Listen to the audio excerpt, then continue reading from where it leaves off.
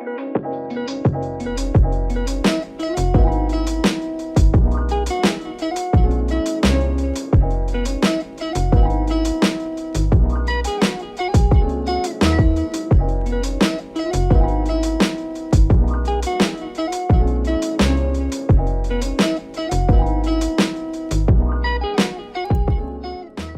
semua, gue Josh dan kesempatan kali ini gue mau mereview satu monitor dari Philips. Yups, Philips yang dulunya gue cuma kenal sebagai jagonya lampu, ternyata sudah lama juga main di monitor. Nah, Philips sendiri memiliki beberapa line monitor seperti home monitor, office monitor, entertainment, dan gaming monitor. Monitor yang satu ini yang sedang gue pakai kebetulan adalah monitor yang masuk kategori entertainment dan gaming monitor. Dan ini adalah Philips 272E1 GSJ. Sebuah monitor dari Philips dengan spesifikasi umum 27 inch, berpanel VA, kecepatan refresh rate 144Hz, dan response time 1 millisecond MPRT.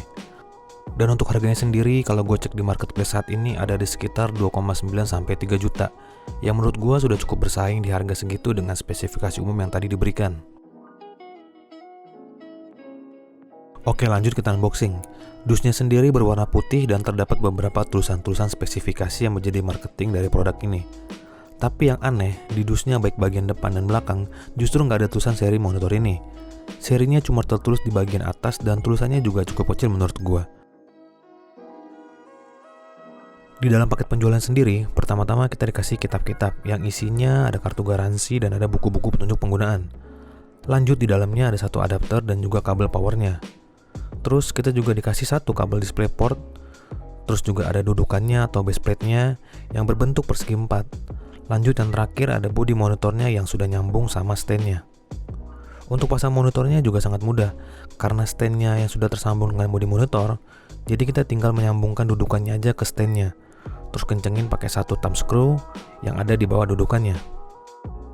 Secara desain monitor ini didominasi warna dominan hitam. Nggak seperti monitor gaming lain yang punya aksen warna lain seperti merah, biru, atau warna lainnya.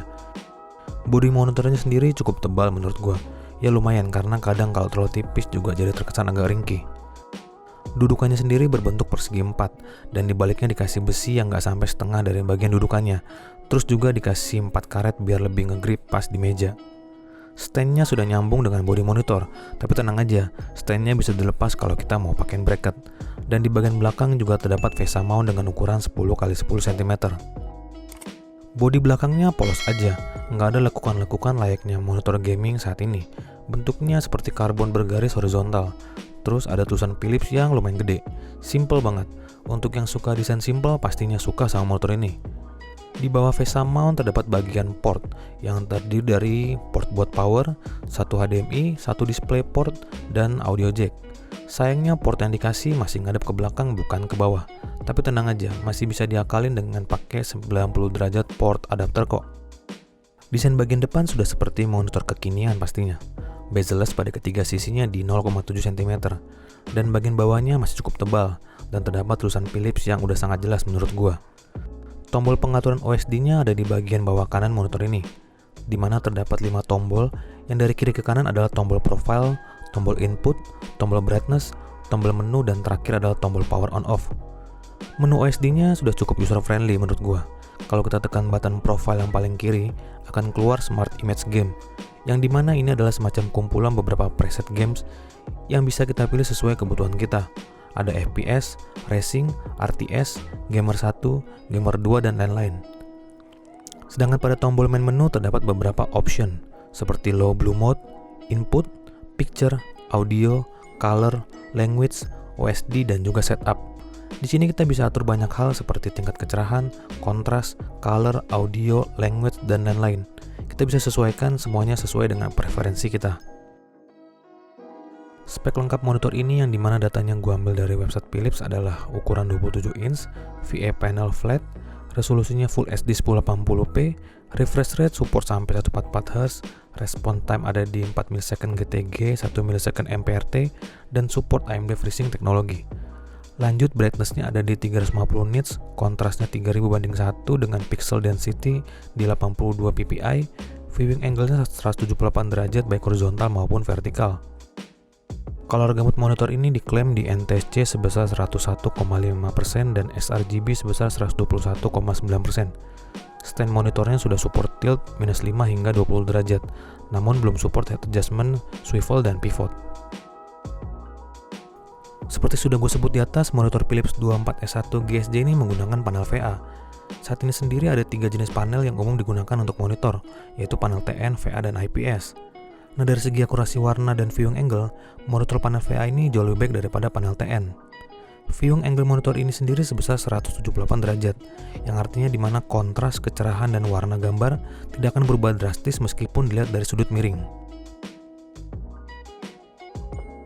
Monitor Philips 27S1 GSJ ini sudah support refresh rate hingga 144Hz. Refresh rate itu sendiri mengacu pada berapa kali per detik layar dapat membuat gambar baru yang diukur dalam Hz. Nah, jika monitor memiliki refresh rate 144Hz, itu artinya dapat merefresh gambar 144 kali per detik. Singkatnya, semakin cepat refresh rate, semakin banyak gambar atau frame yang dapat dirender per detiknya, sehingga semakin halus grafik yang ditampilkan. Refresh rate yang tinggi tadi dapat mengurangi efek screen tearing dan juga membuat pergerakan lebih smooth dan responsif pada game. Nah, sejauh gue pakai monitor ini, gue nggak ngerasa adanya screen tearing ataupun stuttering dalam permainan game, dan pergerakannya menurut gue cukup smooth dan responsif.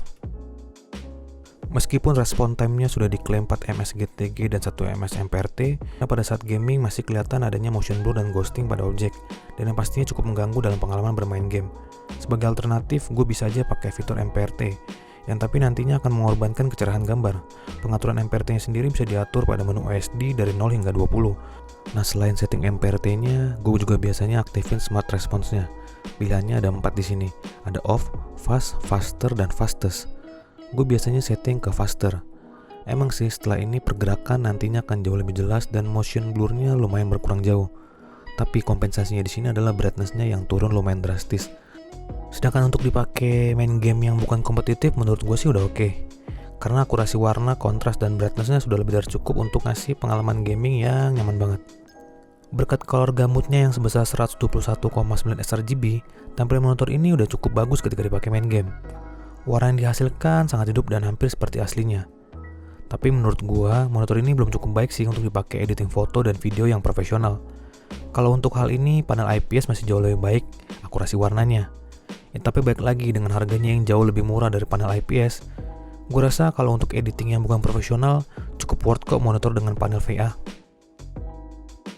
Monitor ini juga punya beberapa fitur tambahan seperti low blue mode, flicker free, dan smart contrast. Dengan fitur low blue mode, perangkat diklaim dapat mengurangi cahaya biru yang dimana berbahaya terhadap mata. Sedangkan smart contrast adalah teknologi yang tujuannya untuk meningkatkan kontras pada gambar dan video atau pada saat bermain game. Oke, langsung kepada kesimpulannya ya. Menurut gue sendiri untuk saat ini Philips 242S1 GSJ ini sepertinya adalah monitor 27 inch 144Hz yang termurah dan terbaik. Di harga 2,9-3 juta, spesifikasi serta fitur yang ada di monitor ini udah cukup lengkap menurut gue. Panel VA pada monitor ini memberikan viewing angle yang besar dan reproduksi warnanya juga cukup akurat. Terus kontras rasionya juga besar, 3000:1. Color coverage-nya cukup luas di 121,9 sRGB dan 101,5 NTSC. Terus refresh rate-nya juga sudah support 144Hz dengan response time 4 ms GTG dan 1 ms MPRT. Oh ya, dan juga yang terakhir dia sudah support AMD FreeSync Premium. Untuk gamer casual dan yang sesekali juga menggunakan PC-nya untuk streaming, browsing, atau mungkin editing ringan, gue rasa cocok banget pakai Philips 242S1 GSJ ini. Bahkan untuk gamer kompetitif yang sekedar cuma buat fun dan gak terlalu sensitif terhadap ghosting, atau mungkin buat mereka yang belum pernah rasain smoothnya 144Hz, gue rasa monitor ini masih bisa jadi pilihan tepat buat kalian. Nah, kekurangan sedikit dari motor ini menurut gue ada pada motion blur-nya saat dipakai main game kompetitif. Walaupun udah gue jelasin di atas, kita bisa aktifin MPRT dan smart response-nya ke mode faster, alhasil pergerakan jadi lebih jelas dan motion blur-nya jauh berkurang. Ya, tapi dengan kompensasi, brightness-nya akan turun lumayan drastis. Tapi buat gue sendiri sih nggak begitu masalah ya, karena brightness-nya masih aman buat gue kalau pakai ngegame. Ya nggak sampai gelap banget lah. Dan satu lagi kekurangan yang gue lihat pada motor ini itu ada pada stand-nya yang cuma bisa ditilt aja. Ya tapi gue bisa maklum karena baik lagi harganya yang cukup murah, pastinya akan ada bagian yang dipangkas. Kalau pengen tetap mau adjust posisi monitor ya bisa aja kita pakein arm monitor. Karena motor ini juga sudah support VESA mount 10x10 cm. Segitu aja review singkat gue untuk monitor gaming Philips 272E1 GSJ nih. Semua yang gue sajikan di sini adalah pendapat gue pribadi setelah gue pakai monitor ini pastinya. Kalian mau jadiin referensi, silakan. Kalaupun enggak, ya nggak apa-apa, terserah kalian. Kalaupun ada hal yang kurang tepat atau mungkin mau ditanyakan, silakan kalian bisa komen di bawah.